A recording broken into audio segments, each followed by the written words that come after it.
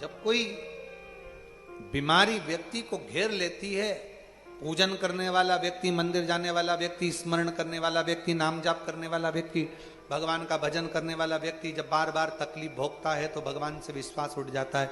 अब मैं नहीं जाऊंगा, अब मेरे को वहां जाना ही नहीं है, अब उसकी निंदा करना चालू कर देगा।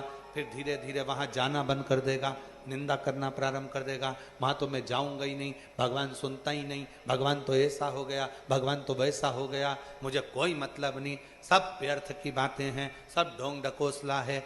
कब करता है? पहले तो भगवान को मानता था, पहले तो भगवान का भजन करता था, पहले तो भगवान की स्तुति करता था, पहले तो खूब पूछता था। बंद कर दिया। क्यों? क्योंकि उसके मन की नहीं भजता था। उसके बाद भी शरीर में रोग आ गया, तकलीफ आ गई। भगवान का दोष नहीं है, तकलीफ आ रही है ये हमारे प्रारब्ध का, हमारे कर्म का दोष है।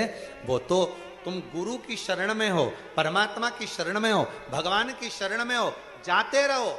ना जाने कितने और धक्के खाने लिखे थे, पर भगवान की शरण में रहोगे तो बड़ा सा बड़ा खड्डा भी धीरे से निकल जा।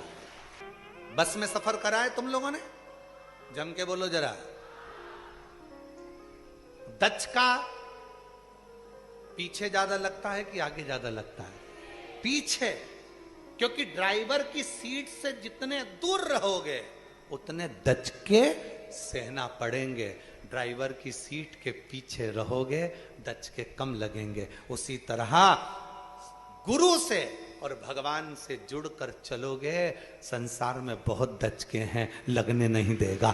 थोड़ा समय, रोड है, दचके तो होंगे, सामने रोड बना है तो दचके तो होंगे। जो पूर्व में कर्म कर कर आए हो वो तो तुम्हें भोगना पड़ेगा।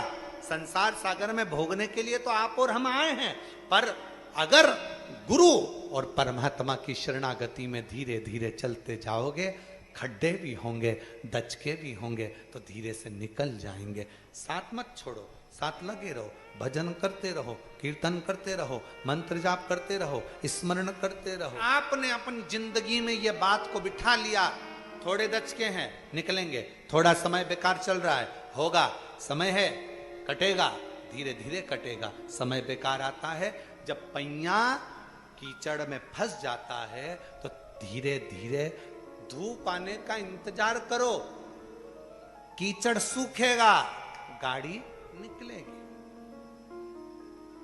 दिल्ली में कथा थी, इतना पानी गिर गया, आस्था वालों की खुद की गाड़ी फंस गई। आप इनसे पूछो, पीछे चक्का फंसा, अब वो गाड़ी फंसी तो अब निकले कैसे? तो इन्होंने कहा कि गाड़ी फंस गई, क्या करें क्या करें? हम बोले कि चिंता मत करो, थोड़ा धूप आने का इंतजार करो, धूप एक दिन में 2 दिन में आएगी। 2 दिन तक धूप का इंतजार करा, धूप आई, कीचड़ सूखा, गाड़ी निकल कर बाहर हो गई। बस यही जिंदगी है। थोड़ा इंतजार करो, थोड़ा इंतजार करोगे, धूप आएगी। और वो धूप कौन सी है? परमात्मा की कृपा की धूप आएगी और धीरे से गाड़ी पार हो जाएगी, निकल। थोड़ा, अब उसमें क्या कहोगे? अब नहीं जाऊंगा, अब तो मुझे जाना ही नहीं, भगवान मेरा सुनता ही नहीं, भगवान मेरी बात मानता ही नहीं है, क्या करूंगी जाके, क्या करूंगा जाके, मैं तो जाना ही नहीं है, मुझे तो प्रणाम ही नहीं करना, मुझे तो यही नहीं करना। अरे ये कभी मत बोलो कि नहीं आऊंगा, ये बोलो रोज आऊंगा, तुझे दिखाने के लिए आऊंगा। इतनी दुखी होकर भी 50 रुपए खर्च कर कर आती हूं तेरे चक्कर में। 60 रुपए का टिकट लूं, सीहोर तक आऊं, 30 रुपए ऑटो वाले के दूं, रेलवे स्टेशन से सीहोर कोबरेश्वर धाम तक 30 रुपए, 30 रुपए ऑटो वाले के दूं प्रत्येक यात्री, और फिर मैं तेरे धाम जाऊं। मेरे तो 70-80 रुपए खर्च हो जाते हैं, मैं जान करके तुझे चिढ़ाने के लिए आती हूं, कभी तो सुनेगा। अच्छा एक बात सुनो, तुमने किसी को पैसे दे दिए, वो तुम्हें वापस नहीं लौटा रहा, क्या करोगे? छोड़ दोगे?